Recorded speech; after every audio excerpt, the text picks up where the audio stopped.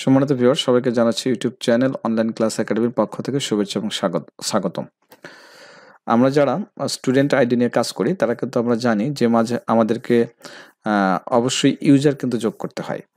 User যোগ করে কাজ করতে হয়, কারণ একজনের পক্ষে, অ্যাডমিনের পক্ষে এতগুলো স্টুডেন্ট এন্ট্রি দেওয়া কিন্তু সম্ভব না। আর অ্যাডমিনের কাজও কিন্তু সেটা না। অ্যাডমিনের কাজ হচ্ছে শুধুমাত্র সে শুধু তত্ত্বাবধান করবে যে আসলে কাজগুলো ঠিকমতো হচ্ছে কিনা। এই ক্ষেত্রে ইউজার CRVS-এ যখন আমরা ইউজার যোগ করি, সর্বোচ্চ ইউজার কিন্তু ৫ জন যোগ করা যায় এবং সেই যোগটা করার কাজ কিন্তু করে অ্যাডমিন। তবে ৫ জনের বেশি যদি অ্যাড করার বিষয় হয়, এখানে কিন্তু ডিলিটের কোনো অপশন নাই। তো এই ক্ষেত্রে আমাদের একটু প্রবলেম হয়ে যায়। তো আমরা কিভাবে এটা ডিলিট করতে পারি বা ডিলিটের এই প্রবলেমটা কিভাবে আমরা সলভ করতে পারি, সেই বিষয়টা নিয়ে আজকে আমরা আলোচনা করব। যে ইউজারটা কিভাবে আমরা ডিলিট করব অথবা ডিলিট না করেও এই বিষয়টা আমরা কিভাবে সলভ করব। তো এটার জন্য আমাকে যেটা করতে হবে সেটা হচ্ছে CRVS এর যে ইনস্টিটিউট লগইনটা আছে, সেই লগইনে আমাকে অ্যাডমিন প্যানেলে ঢুকতে হবে। তো আমি দেখাচ্ছি, যে কোনো একটা ব্রাউজার নিয়ে আপনি গুগলে লিখবেন CRVS, এটা হচ্ছে লগইন পেজে যাওয়ার জন্য। হ্যাঁ, দেখুন CRVS এর ঠিক প্রথম যে রেজাল্টটা শো করবে গুগলে লেখার পরে, সেই রেজাল্টটা আমি ক্লিক করব। ক্লিক করার পরে আপনার কিন্তু লগইন যে পেজটা আছে সেই পেজটা কিন্তু চলে আসবে।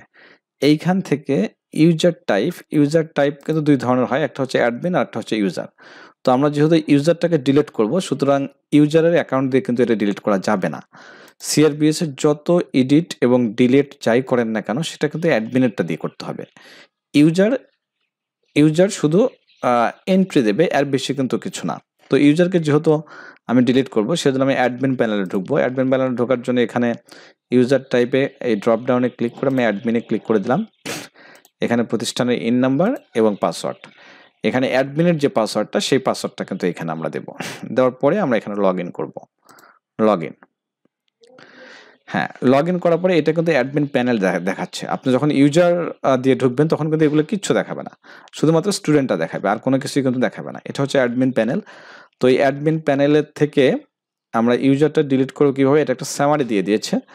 এখানে দেখেন ইউজার নামে একটা অপশন আছে, এই যে নিচে ইউজারের এই জায়গায় যদি আমি মাউস পয়েন্টার রাখি, তাহলে এখানে দুইটা জিনিস দেখায়, একটা হচ্ছে ইউজার লিস্ট আর একটা হচ্ছে ইউজার অ্যাড। একটু খেয়াল করেন, এখানে কিন্তু ইউজার ডিলিটের কোনো অপশন কিন্তু রাখে নাই। যেহেতু ইউজার অ্যাড রাখছে, তাহলে ইউজার ডিলিট একটা অপশনটা কিন্তু থাকা দরকার ছিল, কিন্তু সেটা কিন্তু নাই। কিন্তু তারপরেও এই প্রবলেমটা আমরা সলভ করব। কেমন সলভ করব? আমরা ইউজার লিস্টে চলে যাব। এই ইউজারে মাউস পয়েন্টার রেখে এখান থেকে আমরা ইউজার লিস্টে চলে যাব। লিস্টে চলে যা আমি এখানে 4 জনকে যুক্ত করেছি। এখন যদি আপনি আরো একজন যোগ করতে চান, যোগ করবেন, অথবা আপনি যদি কাউকে পরিবর্তন করে দিতে চান, কাউকে ডিলিট করে দিতে চান, তাহলে এখানে একটা কাজ করতে হবে। একদম ডিলিট করা কিন্তু সম্ভব না। সেই ক্ষেত্রে আপনি একে পরিবর্তন করে দিতে পারেন, যাতে এ আর কোনো কাজ আপনার প্যানেল থেকে যেন করতে না পারে। আপনার ইউজার অর্থাৎ আপনার প্রতিষ্ঠানের কোনো কাজ যেন সে করতে না পারে। এই জন্য আমরা যেটা করব, ধরুন আমার এখানে এটার দরকার নাই, আমি ধরলাম এটার দরকার নাই, এটাকে আমি চেঞ্জ করব। তাহলে এডিটে ক্লিক করব। এডিটে ক্লিক করে এখানে নাম চেঞ্জ করে দেবেন। এখান থেকে নাম চেঞ্জ করে দেবেন, এখান থেকে ইমেল চেঞ্জ করে দেবেন, মোবাইল নাম্বারটা চেঞ্জ করে দেবেন, NID-টা চেঞ্জ করে দেবেন, দিয়ে পাসওয়ার্ডটাও আরেকটা বসায় দেবেন, তার একটা আলাদা পাসওয়ার্ড বসায় দেন। তাহলে এই ব্যক্তি কিন্তু কোনোভাবেই আপনার প্যানেলটা ব্যবহার করতে পারবে না।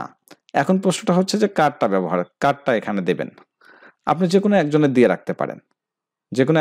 রাখতে পারেন, অর্থাৎ যাকে আপনি অ্যাড করতে চাচ্ছেন তাকেই আপনি এখানে দিয়ে রাখলেন। যাকে অ্যাড করতে চাচ্ছেন তার তথ্যটাই আপনি এখানে দিয়ে দিলেন, দিয়ে তার জন্য আলাদা পাসওয়ার্ড এবং কনফার্ম পাসওয়ার্ড দিয়ে আপডেট করে দিলেন, বাস সে কিন্তু অ্যাড হয়ে গেল। এই রফিকুল ইসলাম ইনি কিন্তু বাদ হয়ে গেল। তো এইভাবে কিন্তু আমরা ডিলিট করতে পারি, কিন্তু একদম মানে ধরে ডিলিট করা এটা কিন্তু সম্ভব না। মানে এরকম ডিলিট করে দেবো, এটা ডিলিট করবো, এটা ডিলিট করবো, এটা কিন্তু সম্ভব না। মূলত আমরা তার এর তথ্যগুলো পরিবর্তন করে দিয়ে আপডেট করে দিলেই এ কিন্তু এখান থেকে অটো ডিলিট হয়ে যাবে। তো এইভাবে কিন্তু আমরা সমস্যাটার সমাধান করতে পারি। তো আজকে এই পর্যন্তই। তারপরে যদি এই CRVS ইনস্টিটিউট প্যানেল বা এই ইউজার আইডি ডিলিট নিয়ে কোনো প্রশ্ন থাকে, তাহলে আপনি কমেন্ট বক্সে জানাবেন। আমি চেষ্টা করব আপনাদের প্রশ্নগুলোর অ্যান্সার দেওয়ার জন্য।